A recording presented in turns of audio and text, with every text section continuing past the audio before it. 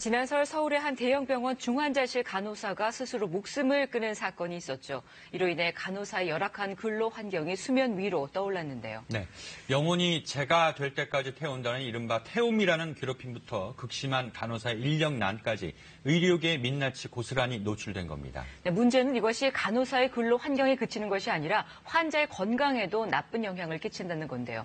박광식 의학 전문 기자와 이 얘기 나눠보도록 하겠습니다. 자, 박 기자, 안타까운 사연들이었어요.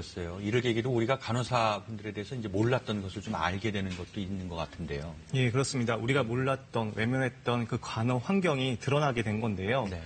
지난 주말엔 300여 명이 넘는 간호사들이 모여서 고 박 간호사의 추모제를 열었습니다. 병원에서 힘들게 생활하는 간호사들이 동참해 그를 추모하며 나도 너였다며 진상규명과 간호 환경의 개선을 촉구한 건데요. 현장에서 유가족의 글을 대독했는데 한번 들어보시죠.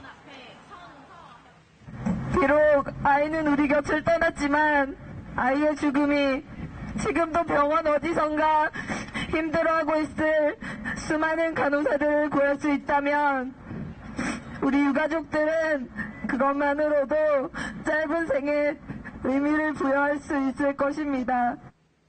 네, 가슴이 아픈데요. 실제로 간호 환경이 어떻길래 이렇게 목소리를 내는 걸까요? 네, 이 간호사들의 이 살인적인 노동 강도가 병원 내 괴롭힘, 이른바 태움 문화를 만들어내고 스트레스를 만들어냈다는 건데요.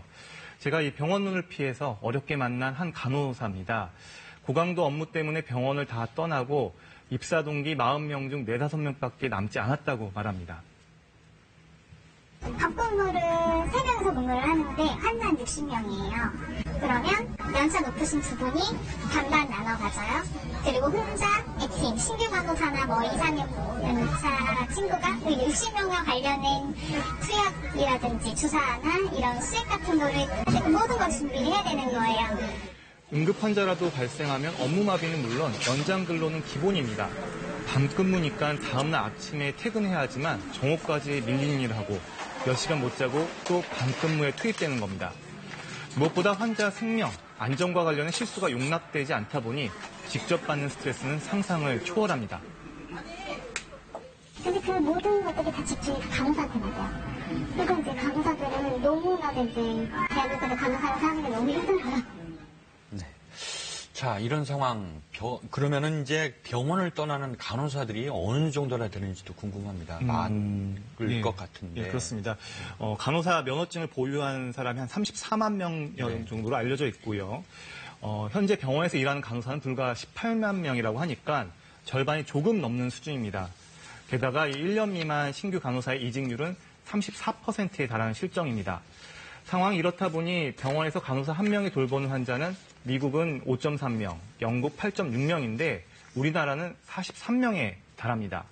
형편이 낮다는 이 종합병원 이상만 따져도 간호사 1명이 16.3명의 환자를 돌보는 현실인데요.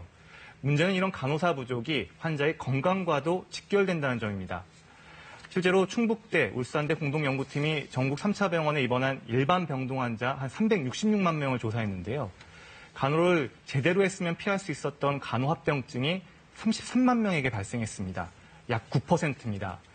좀 더 구체적으로 간호사 1명이 돌봐야 할 병상이 많을수록 간호합병증에 해당하는 요로감염, 위장출혈, 폐렴 등 또 게다가 이 원내 사망 발생률까지 증가했습니다. 아무래도요, 간호사가 담당한 환자 수가 많아지면 그만큼 신경 써야 되는 환자가 많아지겠죠. 그럴 때 한 환자가 나빠지면 다른 환자는 방치될 수가 있고 시간적 압박 때문에 다른 중요한 걸 놓치거나 빠뜨리는 바람에 이 간호합병증이 생길 수 있는 겁니다. 네, 이렇게 간호사의 근로 환경이 나쁘다로 끝나는 것이 아니라 환자의 건강까지 위협할 수 있으니까 더 큰 문제인데 이런 난국을 어떻게 타개하면 좋을까요? 쉽지 않은 문제입니다. 간호사가 부족하니까 업무량이 지나치게 몰리고 그러니까 간호사는 또 병원을 떠나고 악순환인데요. 먼저 신규 간호사가 병원을 떠나지 않도록 적응할 때까지 업무량을 줄여줘야 합니다. 전문가의 말 들어보시죠. 단지 2개월 교육을 받고서 경력 간호사가 하는 만큼의 일을 100%를 할 수가 없다고 봅니다. 그래서 그 별명이 0.5라면서요. 정말 국가가 돈을, 그러니까 정부 예산, 정책 가산 등을 통해서 신입 간호사가 적어도 1년 동안 그 역량을 키워나갈 수 있도록 보호해야 한다고 생각합니다. 뿐만 아니라 이 선진국 수준으로 간호사 1인당 환자 수를 줄일 필요가 있는데요. 예를 들면 일반 병동인 경우 담당 환자를 5명, 중환자실은 2명으로 제한을 해서 법적으로 의료기관이 지킬 수 있도록 해야 합니다. 물론 여기에 과감히 정부의 재정 지원이나 정책이 뒷받치는 데 필요가 있습니다. 결국 그 혜택은 환자에게 돌아가는 겁니다. 네, 박 기자 말씀 잘 들었습니다. 고맙습니다.